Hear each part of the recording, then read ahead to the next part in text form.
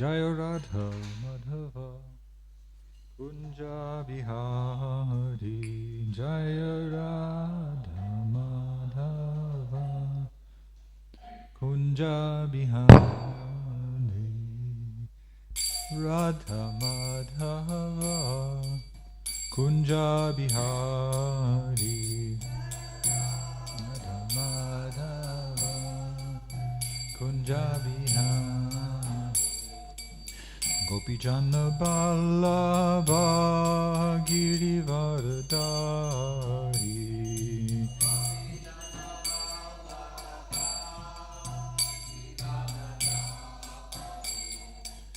Gopijana Ballabha Girivardhari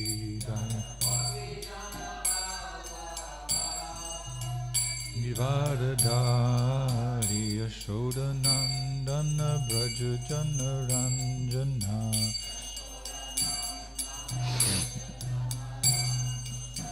Yashodanandana Braja Jana Ranjana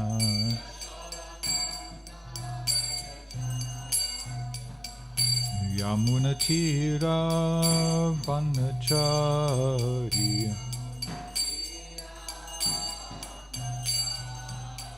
Yamunatira Vanachari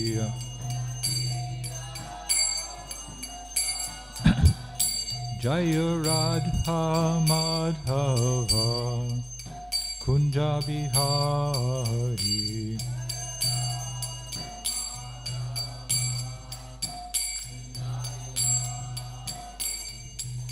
Gopijana Ballabha Girivardhari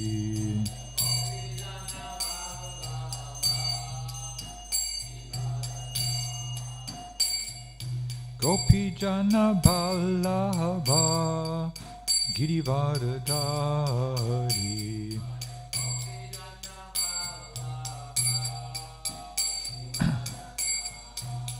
Yashodanandana Braja Jana Ranjana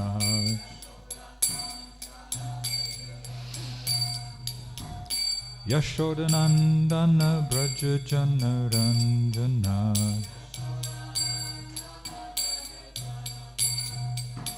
Yashodanandana Braja Jana Ranjana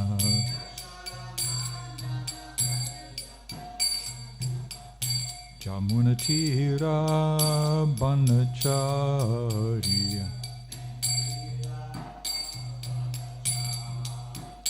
Jamunatira Banachari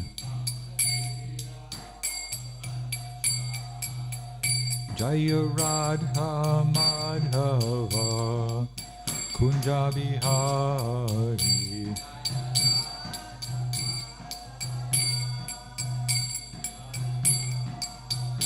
Jaya Radha Madhava Kunja Bihari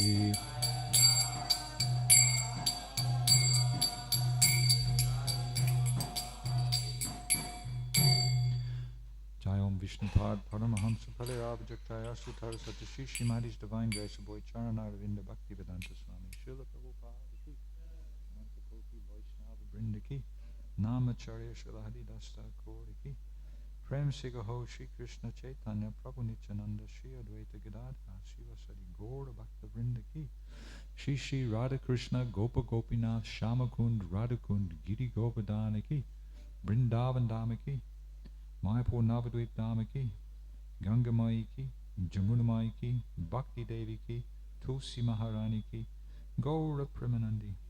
All glories to the assembled devotees. All glories to the assembled devotees. All glories to the assembled devotees. All glories to Sri Guru and Sri Gauranga. All glories to Srila Prabhupada.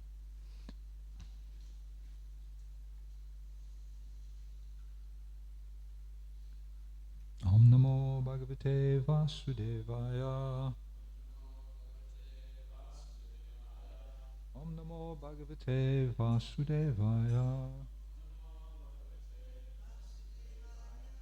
Om Namo Bhagavate Vasudevaya.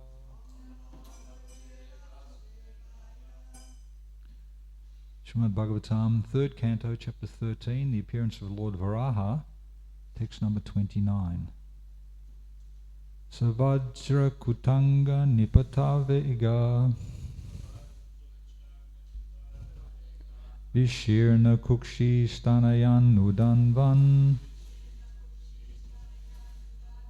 utsrista dirgormi bujari ivartas chukrosa jagneshwara pahi mati savajra kutanga nipata vega vishirna kukshi stanayan udanvan utsrista dirgurmi bujair ivartas chukrosha jagneshwara pahi meti.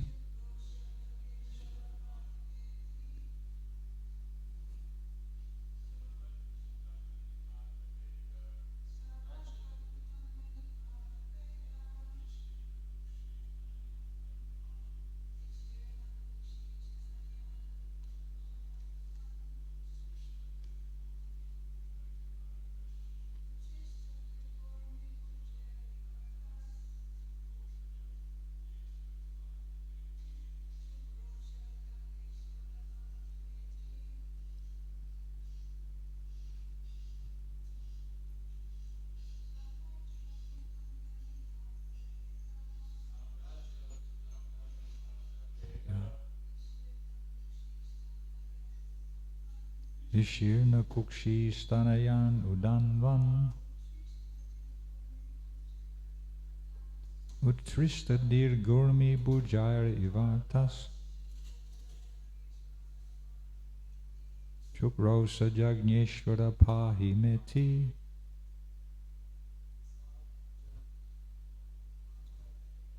Savajra kutanga nipata vega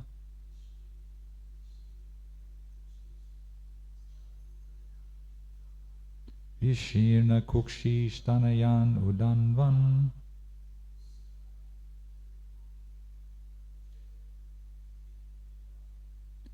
utrishta dirgurmi bujair ivartas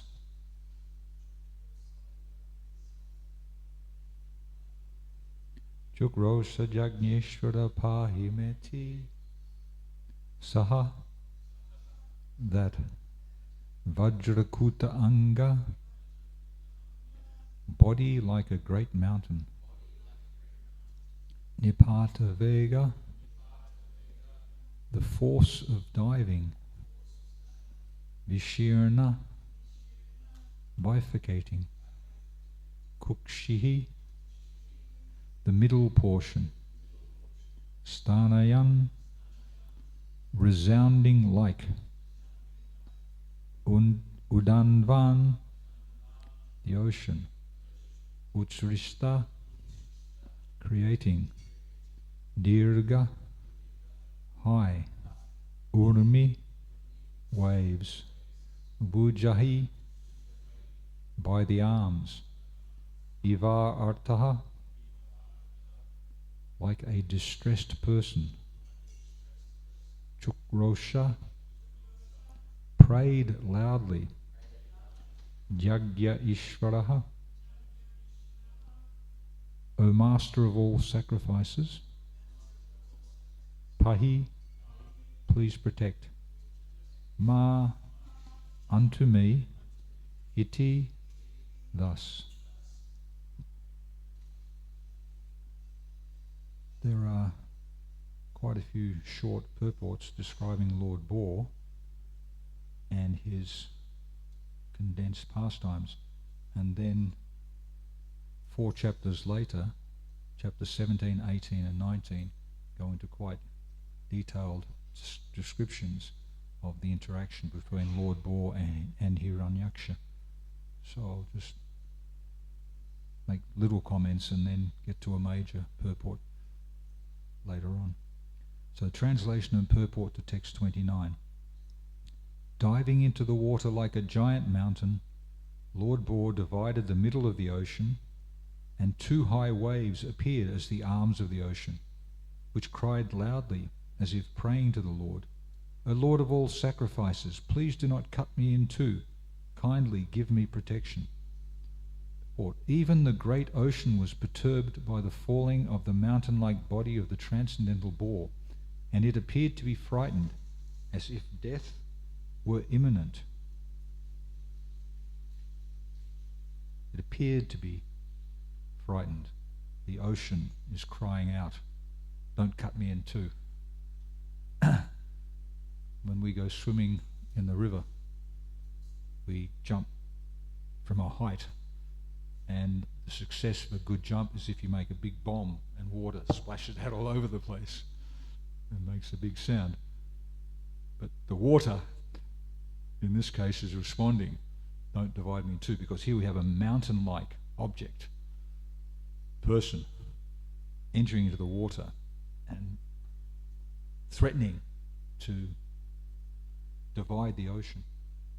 Further, we hear in text 30, Kurai Shura Prai Darayam Stad Apa Utpara Param Triparu Rasayam Dadarsha Gam Tatra Susupsu Agre Yam Jivadanim Swayam Abhyadata.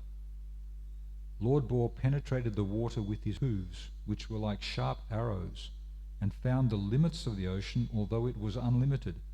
He saw the earth, the resting place for all living beings, lying as it was in the beginning of creation, and he personally lifted it. So a little comment on this. When you dive head first, you have to put your hands in front of you, because if you dive from a great height and you hit the water with your head, you could break your head. Many people commit suicide by jumping from the harbour bridge or something like that and just hitting the water, smashed. So the hooves, the hands in front, penetrate the water and give you access to the water.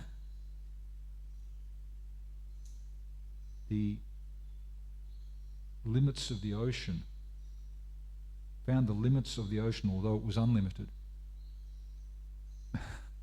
Often you you're caught in a wave and you're down and it's turbulent and you're wondering what's going on.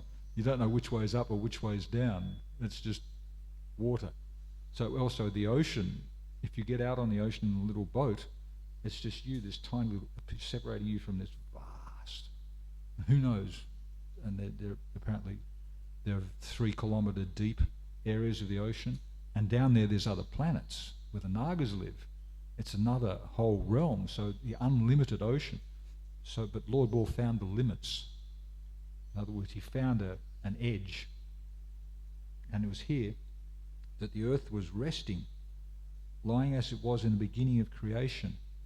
So it seems that in the beginning of the creation, the planets, they're not in orbit. They're waiting.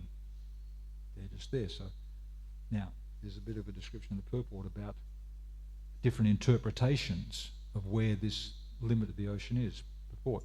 The word Rasayam is sometimes interpreted to mean Rasatala, the lowest planetary system, but that is not applicable in this connection, according to Vishwanath Chakravarti Thakur. The Earth is 7 times superior to the other planetary systems, namely Tala, Atala, Talatala, Vitala, Rasatala, Patala, etc. Patala, what's that place? Pluto. Pluto is considered to be Patala. That's right out there, a long way away. Therefore, the Earth cannot be situated in the Rasatala planetary system. Because, Prabhupada is saying, or Vishwanath Chakravarti Thakur is saying, the Earth is 7 times superior. Superior in that it's up, it's higher. It's not down in that region. It is described in the Vishnu Dharma, Patala Muleshwara Bhoga Samhato Vinyasa Pado Pritivim Cha Bibrataha Yashopamano Na Babuva Sochuta Mamastu Mangalaya Vivridaya Hari.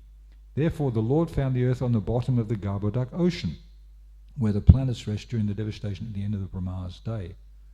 So the universe is an egg, and there's a bed, Nantashesh, and Here we have the Garbhodak ocean, so it's Garbhodakshaya Vishnu. It's the second of the Purusha avatars. He's lying on that bed, and from the pores of his body, he perspires and fills up the space, and it becomes an ocean. So at the bottom of that ocean, that's where the Earth was found by Lord Bohr.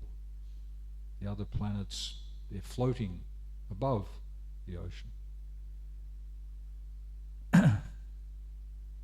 Text 31. Swadam strayad dritya mahim nimagnam sa utita samruruche rasayaha tatrapiti daityam gadyat padhantam sunaba sandipita tivramanyuhu. Lord Bohr very easily took the earth on his tusks and got it out of the water. Thus he appeared very splendid. Then, his anger glowing like the Sudarshan wheel, he immediately killed the demon Hiranyaksha, although he tried to fight with the Lord. That fight is described in a whole chapter or two of the Bhagavatam, chapter 17, chapter 18.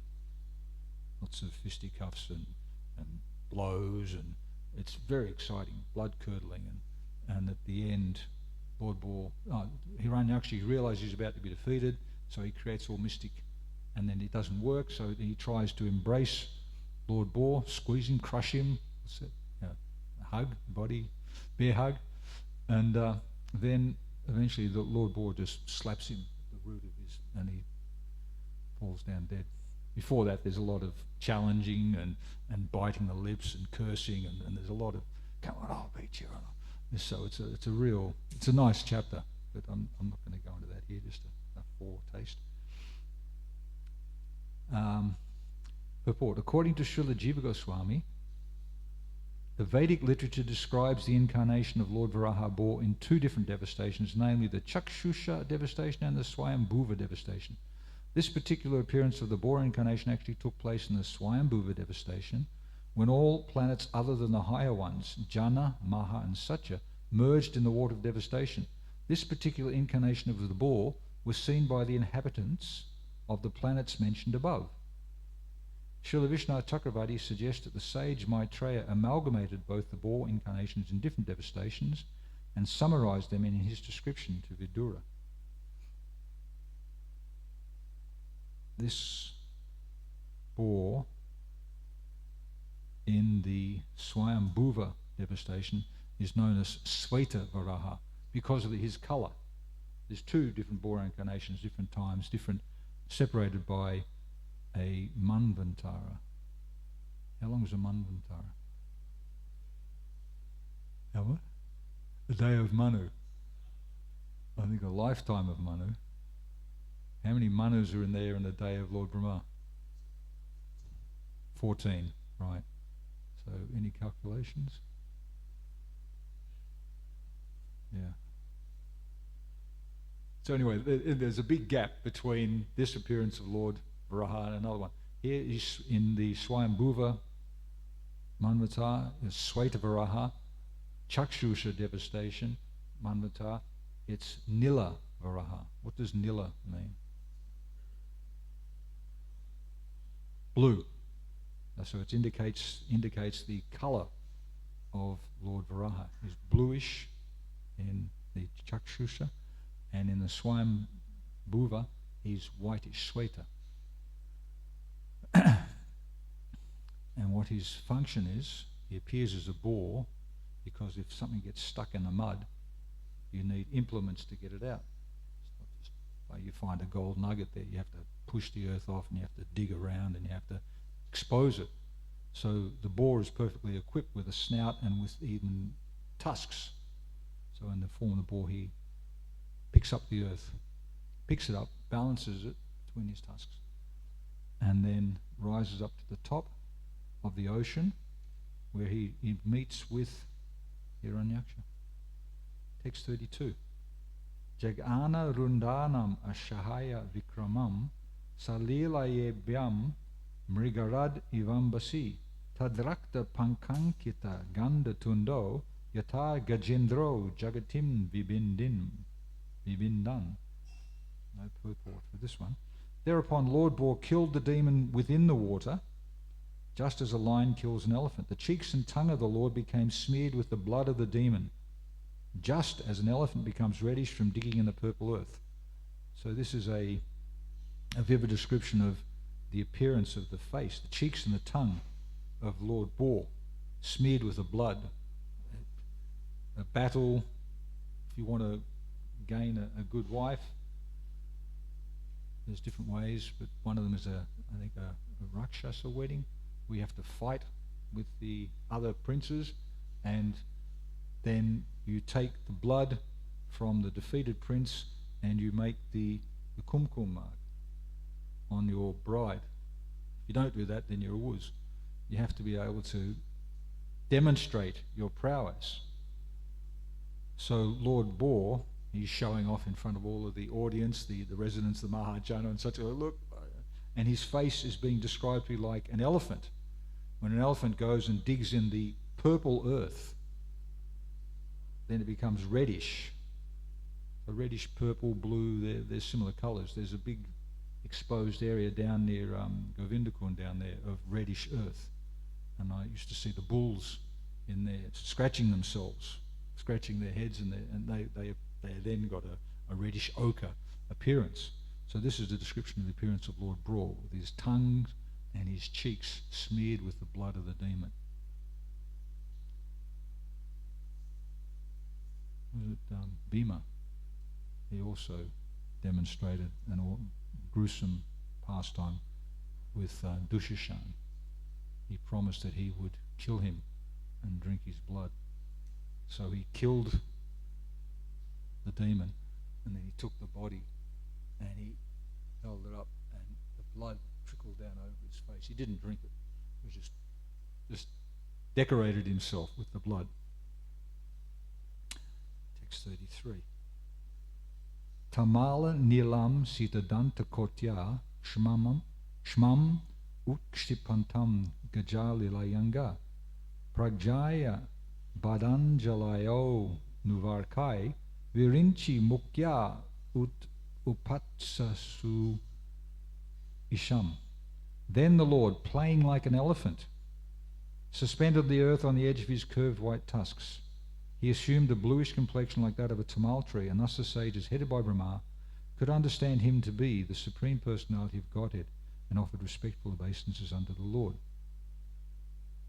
Suspended the earth on his tusks. He must have tied a rope around it. You don't pierce the earth with your tusk, but you hang off your tusk, the earth planet. Playing like an elephant. There's a nice elephant in Mayapur, the younger one, and he was heading off for his morning walk, and he managed to escape from his trainer, and there was a lovely pond there, so he burst down the banks and was cruising up and down in this pond with his trunk just above the water. He was underwater. Maybe he was walking at the bottom, his trunk was just up above the water. Elephants have a lot of fun, although there was one elephant who was got stuck in the mud.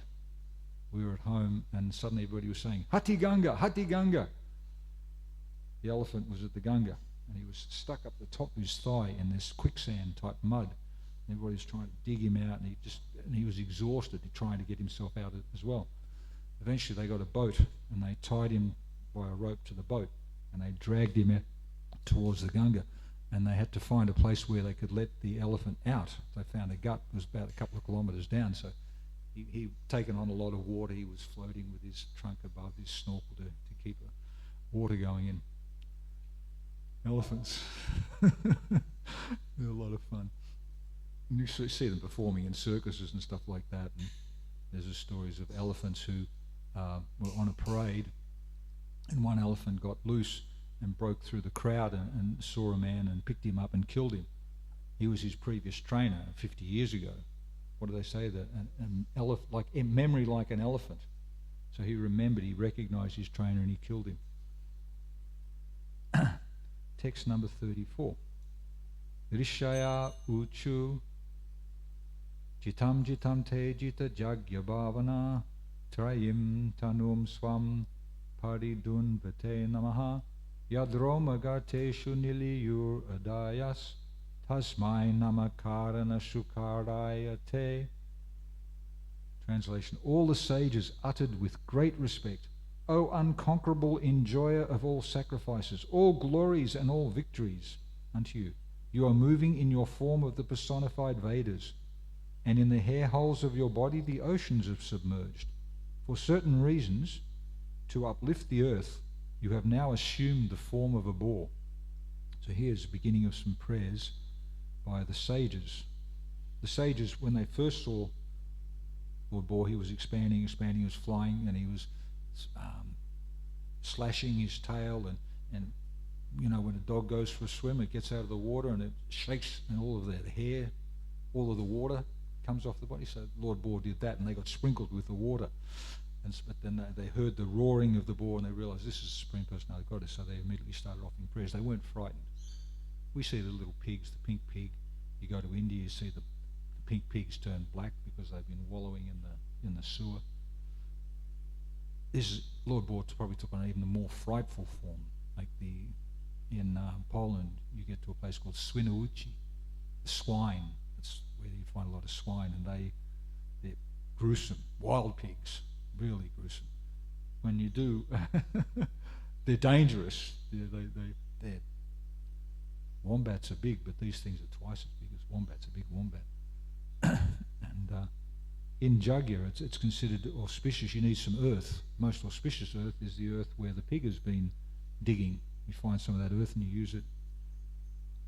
And the further the prayers go on, they describe how Lord Boar, that form, is the personification of sacrifice. There's Shruk and the Shruva. What's a Shruk and what's a Shruva? When you do the fire jagya, the Shruk is the spoon, because it has the nose with the hole, the divider thing. That's where you put the ghee. And the Shruk is like the big lip of the boar, which is where you pour the ghee in at the end, and you pour a large quantity of ghee into the fire. So the boar personified, all his form is there within sacrifice. Here the sages are just beginning their prayers. The Lord can assume any form he likes, and in all circumstances he is the cause of all causes. What's that in Sanskrit? Cause of all causes? Sarva karana karanam. Cause of all causes. Often prayers are full with all of these different statements from the Shastra. You don't have to make up a prayer, you just put it together with all of these different things. But if you're praying like that, you want to be able to, you want to have realized it. Should be feeling prayers. Since his form is transcendental, he is always the Supreme Personality of Godhead, as he is in the causal ocean in the form of Mahavishnu. Innumerable universes generate from the holes of his bodily hairs. We were saying before that from his pores, sweat comes out to create the ocean. You sweat when you exert yourself. But before that time, breathing is happening, and breathing, as the Lord breathes out, then the universes emanate from the pores of his body. As he breathes in, they retract. Thus his transcendental body is the Vedas personified. He is the enjoyer of all sacrifices, and he is the unconquerable Supreme Personality of Godhead. He is never to be misunderstood to be other than the Supreme Lord because of his assuming the form of a boar to lift the earth. That is the clear understanding of sages and great personalities like Brahma and other residents of the higher planetary systems. So how do you recognize the Lord when he comes in all these different forms? By the qualities, by the behavior, by the activities. It's said that somebody might look really good and they appear very good, but as soon as they open their mouth and speak, they can reveal that they are a fool. Many people speak and many people are fooled. So you have to be wise to be able to discriminate. Is this a charlatan or is this a bona fide person who's actually going to be able to walk their talk? So the sages, they recognized that even though the Supreme Lord is in a form which they've heard described in the scriptures, and so therefore they can verify, yes, this is his form coming now, still the Supreme Personality of Godhead, just like the gopis, they were condemning Krishna in their anger. oh, you're like this and you're like this, and you killed Vali when he was defenseless, when he was hiding behind a tree. They recognized that here is Krishna, and they started describing Ram's pastimes. And they recognized that they're non-different. Ramadi murtishu kalani amena tishtan. That the Lord can manifest unlimited forms, but still there's the one common thread, that he demonstrates all of these wonderful activities. There's a specific term here used in Sanskrit. Vedas personified.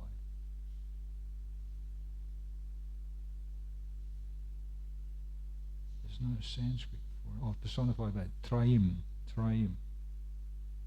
Three is three. Like Veda, personified Vedas. Personified Vedas. Everybody's ahead of me. So, personified Vedas. Personified Brahmana. Just as an example close to home, a personified Brahmana. What would a personified, how would you identify a personified Brahmana? I was saying by the qualities.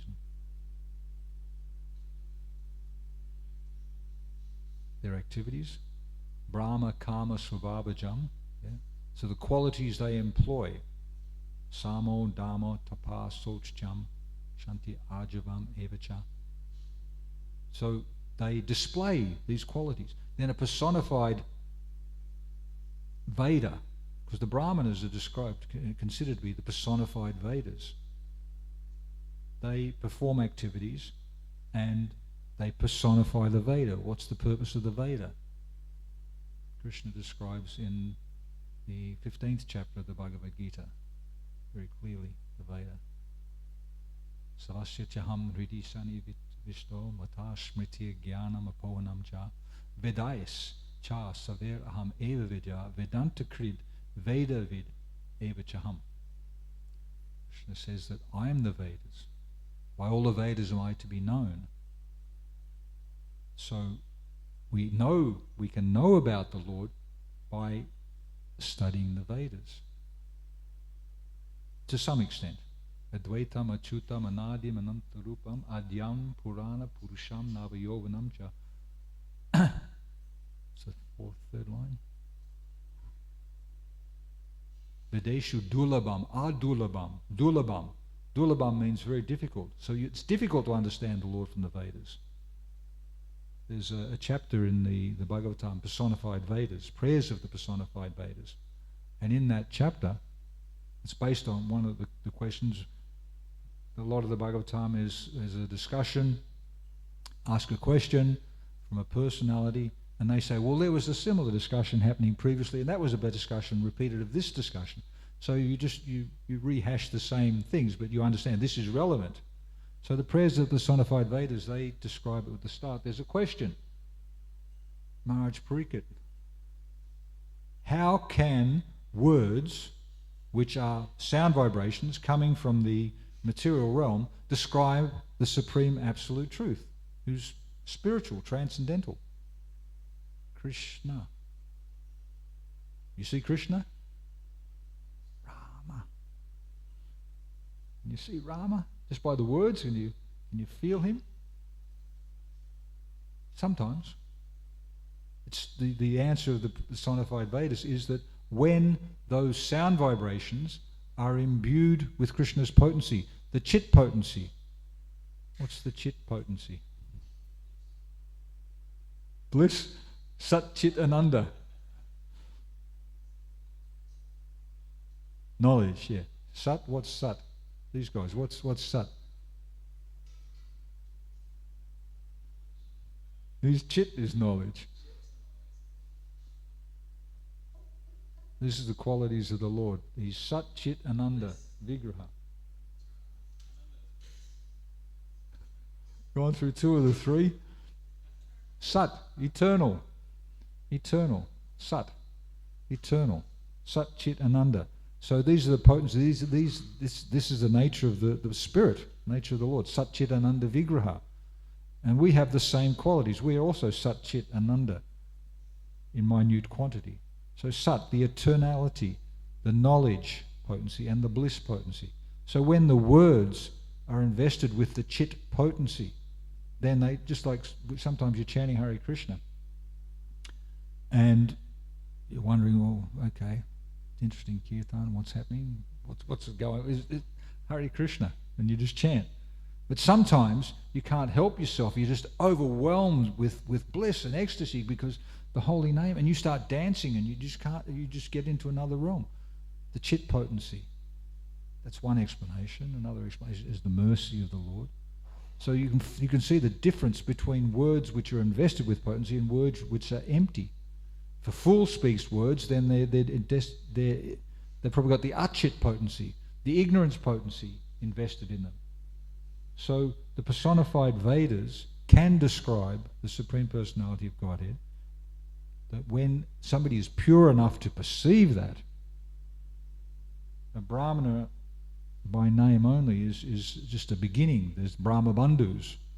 You have to become more purified. You have to become a Dvija, twice born, then a Vipra, a knowledgeable, and then a Brahmana, and then ultimately the Brahmana needs to become a Vaishnava in order to be a fit personality to be described as a Brahmana. So then in such a state, if one is purified, one can perceive the Supreme Personality of Godhead. So then the Vedas carry that potency. Traditionally it was that only the Brahmanas would study the Vedas. The Vedas were not accessible to persons who are not having that quality. It's not a discriminative thing, it's just a qualitative thing. Gandhi, he set up a situation where he wanted people to be all allowed access to the temple. So he branded everybody Harijans, children of Hari.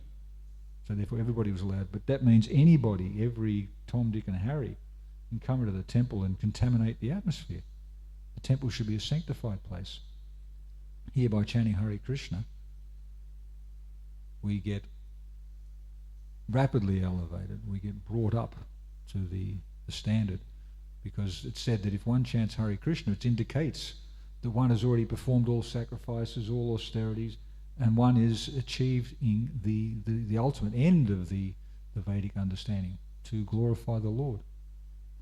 So the personified Vedas, Lord Bora is described to be, you are moving in your form of the personified Vedas.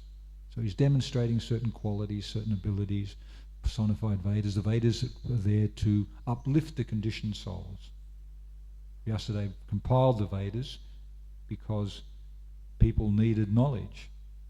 And everybody has access to the Vedas. The Mahabharata is considered the fifth Veda. So, does anybody... No. When we talked about the personified Brahmana, anybody in their mind they can think of a personified Kshatriya? Or a personified Vaishya? Or has anybody ever been aware of personified Sudra?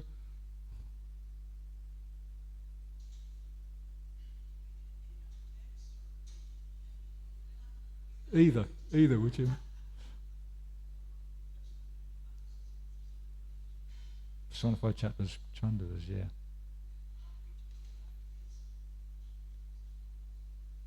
Right, and they had courage and determination and looked after the citizens. They treated everybody like their own children. Personified Vaishyas. Nanda Maharaj, he was the example that I was thinking of, yeah. What did he do?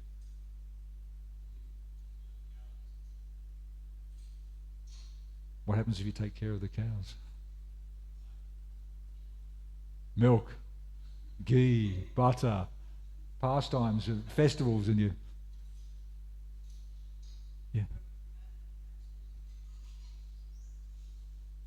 Yeah, they fertilise the air and everything becomes lush. And there was once an article in the Back to Godhead talking about wealth.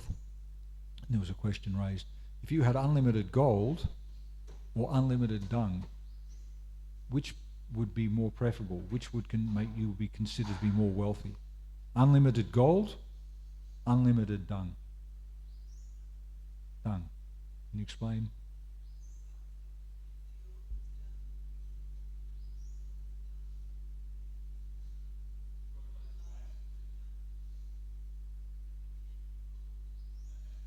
Yeah. You can't eat gold. Dung provides so many things. And also, if you had unlimited gold, it means the market would be flooded with gold and the value of gold would go down. Gold is valuable because it's rare. So dung is much more valuable. So Nanda Maharaj, how many thousands of cows did he have? 900,000 cows. Yeah, it's a lot of cows. Yeah. A lot of help to look after them. There are goshalas in India. It's got 2 lakh cows which they're looking after. How many is that? How many? 64. It's in the hundreds. 100,000. So 2 lakhs is 200,000 cows. Yeah. A lot of helpers, because the cows should be looked after personally. You have your own personal cows, so you have so many different. And these goshalas, they have a guru in charge, and there are many followers, so they help and they take care of the cows. And personified Sudra. Vidura.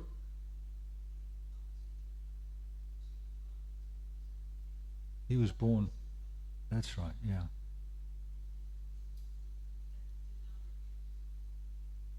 Yeah. In Sydney we had a person who was helping us, and one person described, because they spent a day with that person, what it was like to be with somebody who possessed so many Sudra-like qualities. He was very capable. He was like a mechanic. We had cars in those days that didn't require a computer to service them, just a hammer, a knockometer. Something's wrong, you hit it, get it going. So he was expert at that. He convinced us to get a whole fleet of such cars so he could look after them.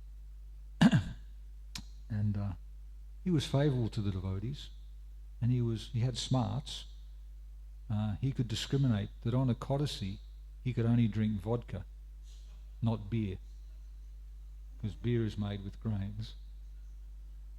And he would get angry and he would curse and he would drive people nuts. But he was glorified as having mystic powers, that he could fix up cars. He could concentrate on these mechanical things.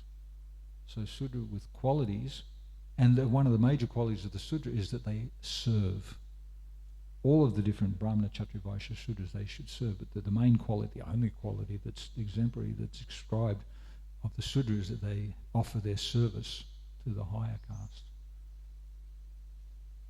So then I could ask if anybody's got any questions at this point.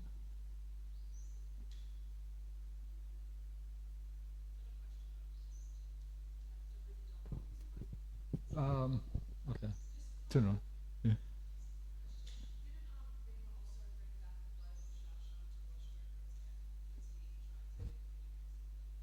That's right.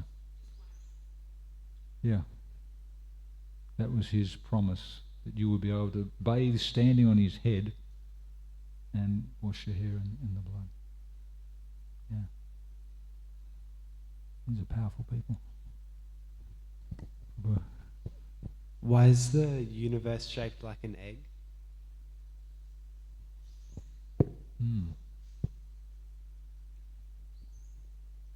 Eggs are quite strong structures. There was once a... Oh, I was looking for that. Shaped like an egg. Yeah. Once Columbus, I can't give an explanation.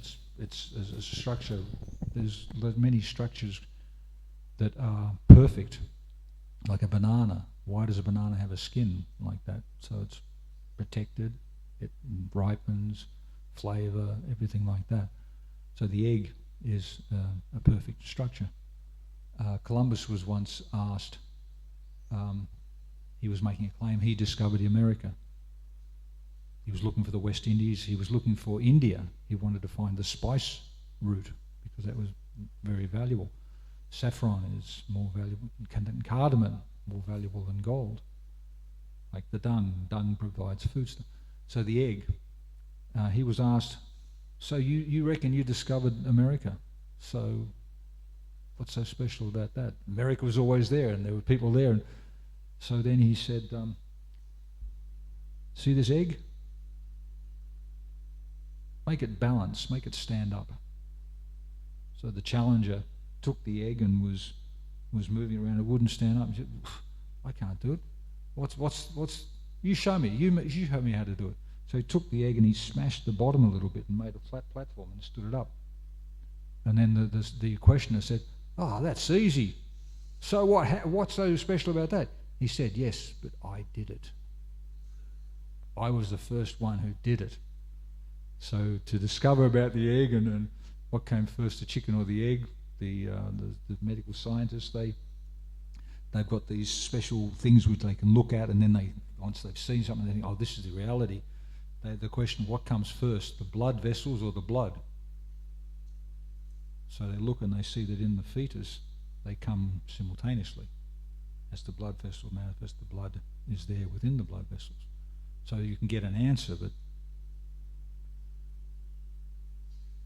sometimes it just is.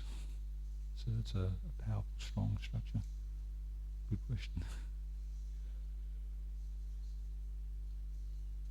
Yeah. Well, Sankhya, there's a lot of, in the later chapters of Canto 3, there are descriptions of earth, water, fire, air, ether, how they combine, and then the interactions. And there's one purport where Prabhupada says this is a wonderful subject matter for inquiry, scientific inquiry. So the Sankhya philosophy, and there's atheistic Sankhya, and there's devotional Sankhya. So you could get into that. The Vedas, personified Vedas, ultimately I wanted to say that the Vedic knowledge, this transcendental knowledge, is the source of all information about every aspect of reality you want to do. So we just have to continue to be involved with the scriptures, touch the scriptures, and then what happens is you have questions, and before you realise it, that those questions have been answered. And the ultimate answer is that Krishna is the Supreme Personality of Godhead. He has unlimited potencies, parasya shakti vividhaya vasriyate. And if you can't understand it, then the answer is achintya shakti. It's inconceivable potency. Doesn't mean that you can't understand it. Jiva Goswami describes it as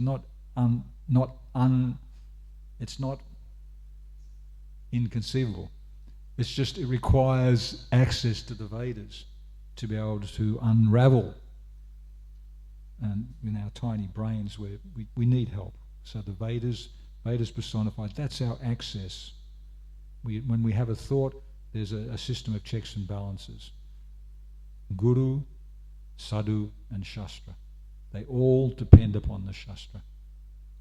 They refer to the Shastra. So one who is Triveda, knowledgeable in the three Vedas, one who is learned, then they are considered to have more authority in what they teach.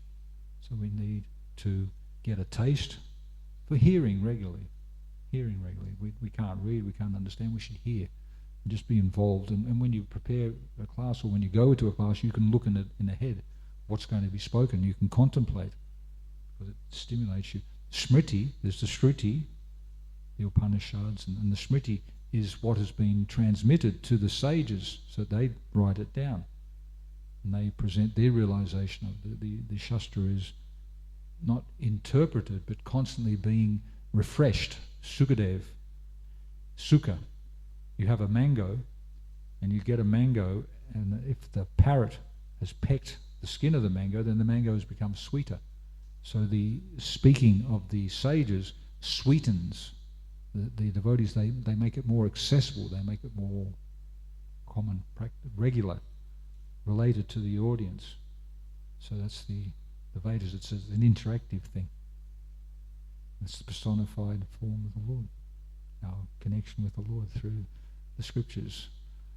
And the ultimate verse, Lord Chaitanya was the maximum in his movement.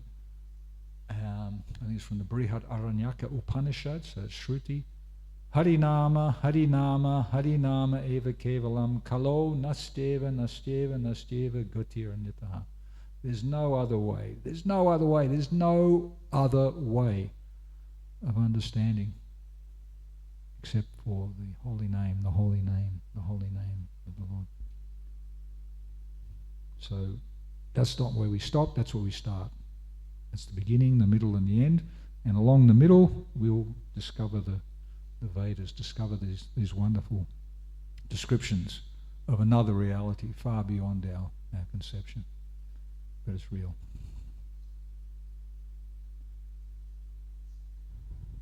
Okay. So Krishna is only in this universe, isn't he? Only this universe? Yeah.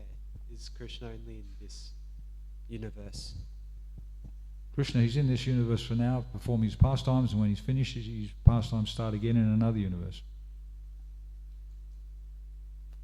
And for us, we try and get connected with Krishna, and if we don't perfect it, but we're pretty well developed, we can take birth in the next universe where Krishna is performing his pastimes, and we can associate directly with him. Just like these demons, Hiranyaksha, Hiranyakashipu, they became less and less intense as demons. Hiranyaksha and Hiranyakashipu, they had mountain-like forms, and they terrorized the whole universe. Ravan, he terrorized a small area. And then Shishupal and Dantavakra, they were very powerful. They terrorized a city. So they became more minimized in their demoniac propensity. Shishupal was personally killed. He was Krishna conscious, unfavorably. So then they decided that, okay, 3 births, we want to come back again. They came back as Jagai and Madai. And they were big demons, but they just terrorized a village. And then Lord Chaitanya mercifully delivered them. They became great devotees again.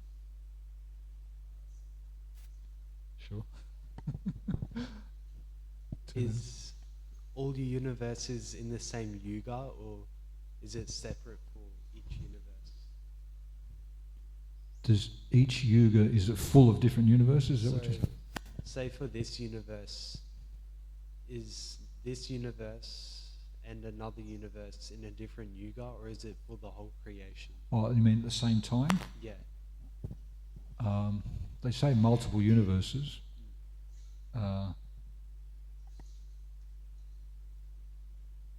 What do you think?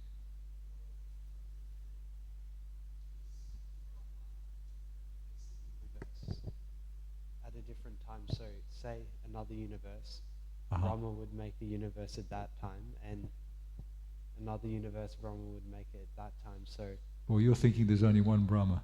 no, there's innumerable Brahmas, but Right. So they're all making universes. This is the smallest universe, because our Brahma has only got 4 heads. There are other universes where Brahma has 10, 100, 1,000, million heads. Because a bigger universe, you need more heads in order to manage the thing. Brahma, he's also considered the personified Vedas. And the personified Vedas, they live with him. Personified Vedas mean the Vedas are persons. At one time there was a conversation between the different Shastras, and they were all saying, well, I represent karma, I represent jnana. And then eventually they elected that the Srimad Bhagavatam was the topmost scripture in the personified form. So it's all going on simultaneously. Thank you. Very interesting questions. Interesting topic. Srila Prabhupada ki jai. Srimad Bhagavatam ki jai. Gaura Premanandi.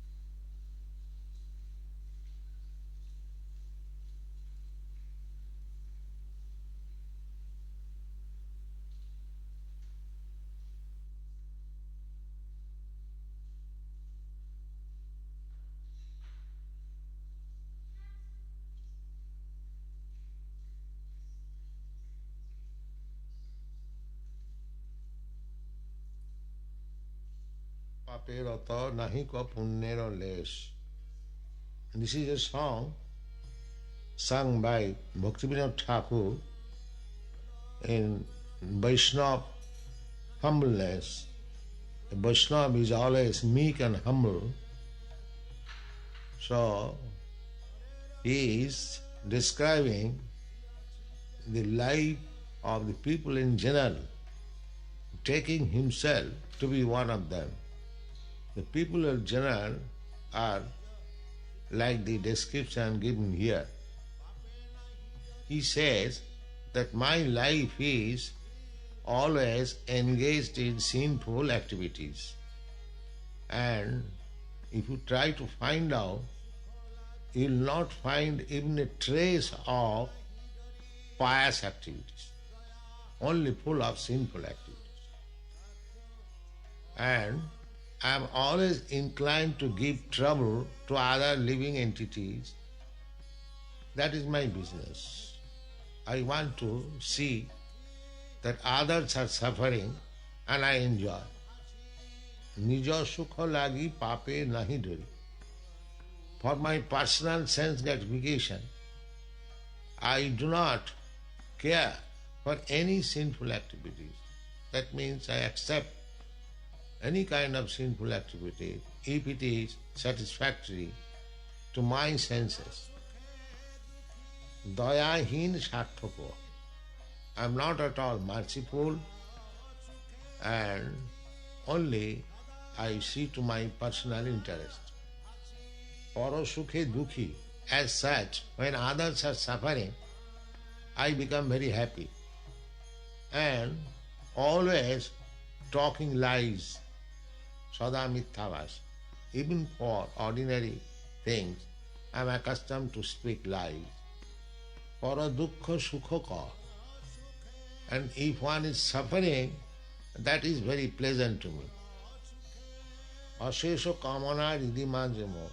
I have got lots of desire within my heart, and I am always angry and falsely prestigious, always puffed up with false pride. Madamatta sada vishaya mohika. I am captivated in subject matters of sense gratification and almost I am crazy. Hingsha Garbha Vibhushan. My ornaments are enviousness and false pride. Nidralasya hata sukarji virot. I am subdued or I am conquered by sleep and laziness. Sukarji virot. And I am always averse to pious activities. Akarji Ujjogyami, and I am very enthusiastic to perform impious activities. Pratishtha lagiya sartha achan. I always cheat others for my prestige. Lobo hato sada kami. I am conquered by greediness and always lusty. Ehano dujjan sajana buddhi. So I am so fallen and I have no association of devotees, of aparadhi, offender, niyanta, always. Shubho karya shunno. In my life, there is not a bit of auspicious activities, sada narthamana, and my mind is always attracted by something mischievous. Nana dukkhe jara jara.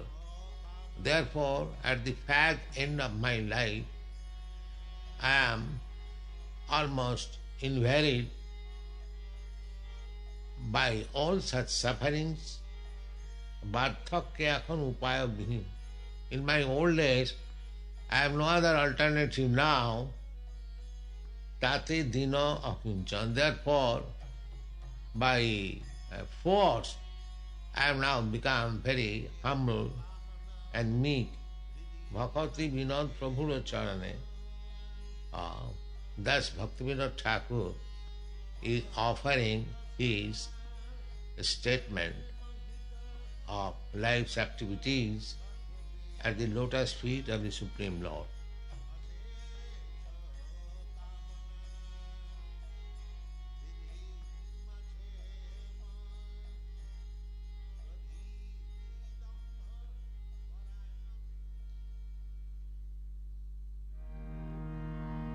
Sangsara lalira loka tranaya karuna ghana ghanatyam Sansara davana lalira loka tranaya karuna ghana ghanatyam Sangsara davana lalira loka tranaya karinya ghana ghanatyam Samsara davana lalira loka tranaya karuna ghana ghanatyam prapta sakalyana gunarnavasya bande gurasi charanarvindam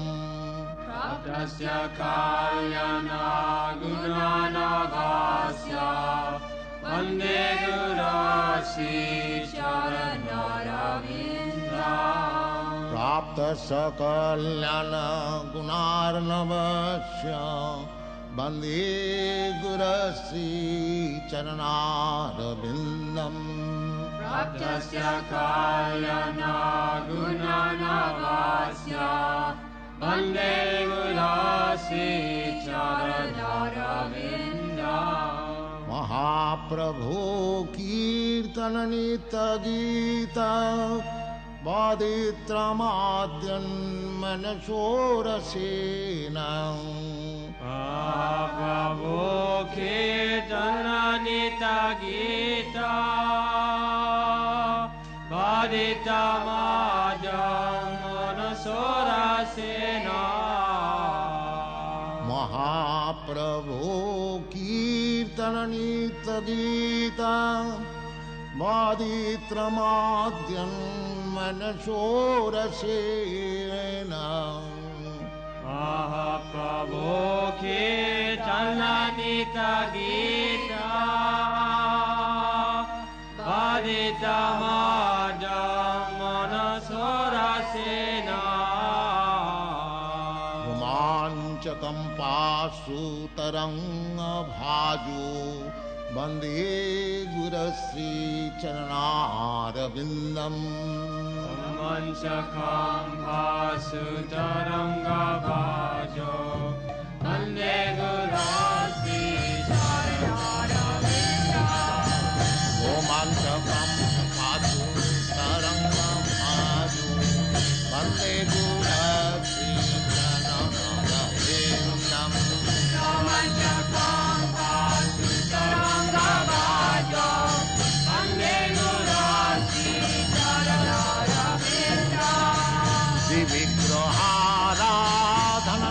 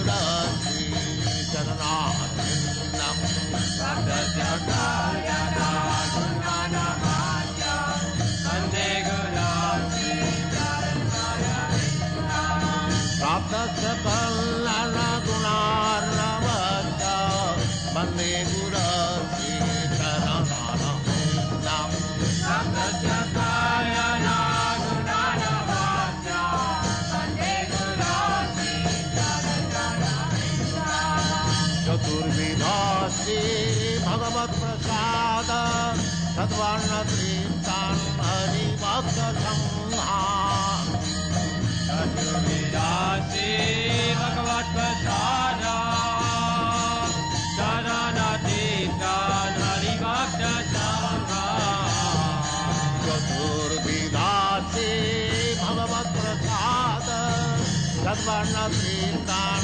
Hari Bhakta Sangha Chaturvidhasi Bhagavat Prasada Saranatitan Hari Bhakta Sangha Viddhaiva Tripting Bhajata Sadaiva Vande Guru Sri Charanarvindam Viddhaiva Tirthem Bhajata Sadaiva Vande Guru Sri Charanarvindam Samsara Dhamana Lalira Loka Pranaya Karya Natyam Saradhavana Lalila Loka Sanaya Karuna Sadanaya Sapta Sakalana Gunarnavasha Vande Guru Sri Charanarvindam Saptasyakayana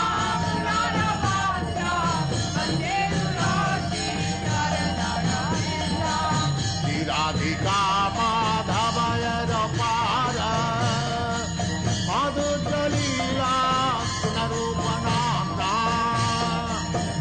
Radhika Madhavaya Rapara Madhurya Leela Sarupananda Adikshana Swadhanalalupada Vande Guru Sri Charanarvindam Adhishana Sadhana Lalapasa Vande Guru Sri Charanarvindam Adikshana Swadhanalalupada Vande Guru Sri Charanarvindam Adhishana Sadhana Lalapasa Vande Guru Sri Charanarvindam Samsara Dhavana Dalila Loka Pranaya Karya Natyam Saradhavana Lalila Loka Sanaya Karuna Sadanaya Sapta Sakalana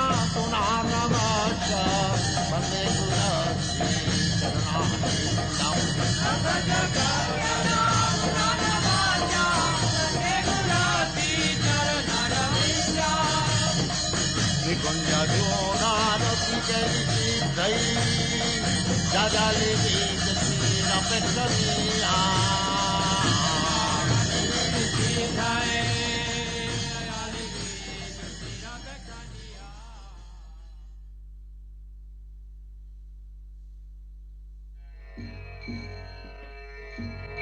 Bhava Mahadava Nibbapanam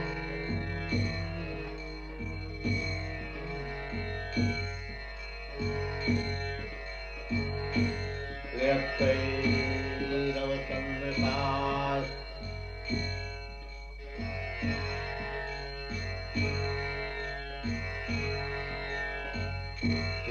Tadapanamatanam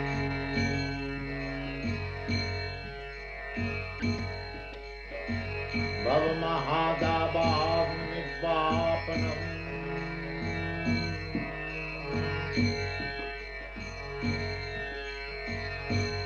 Kairava Chandrika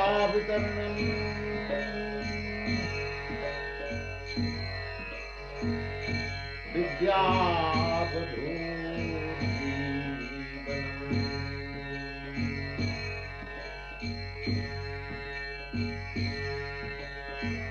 Kerwa Chandrika वितरणम्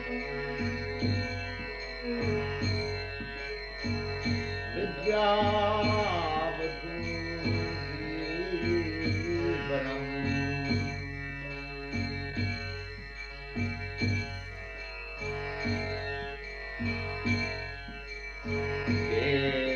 एतदर्पणमार्जनम्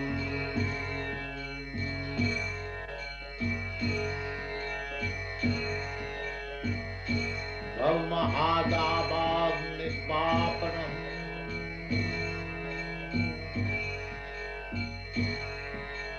कैरवचंद्रिका वितरणम्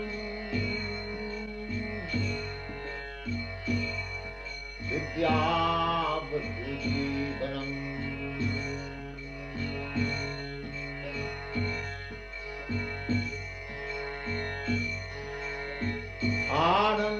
आनन्दाम्बुधिवर्धनम्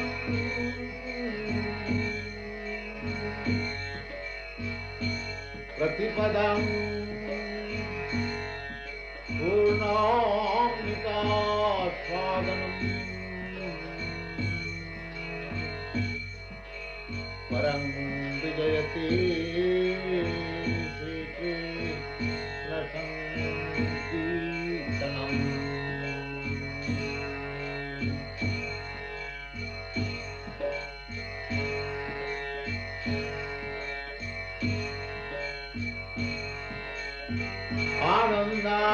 आनन्दाम्बुधिवर्धनम् प्रतिपदम्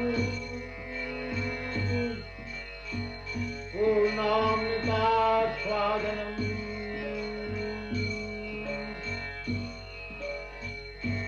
सर्वात्मसपनम् परं विजयते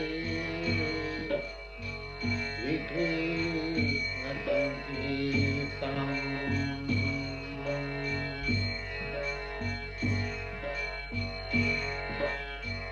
परं विजयते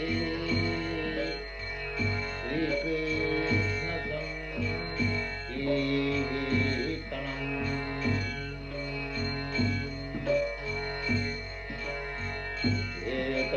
एतदर्पणमार्जनम्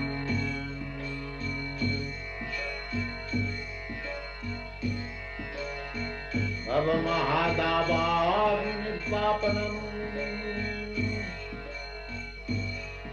कैरवचंद्रिका वितरणम्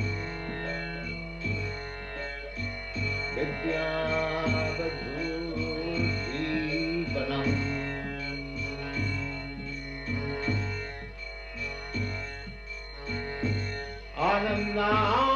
आनन्दाम्बुधिवर्धनम् प्रतिपदम्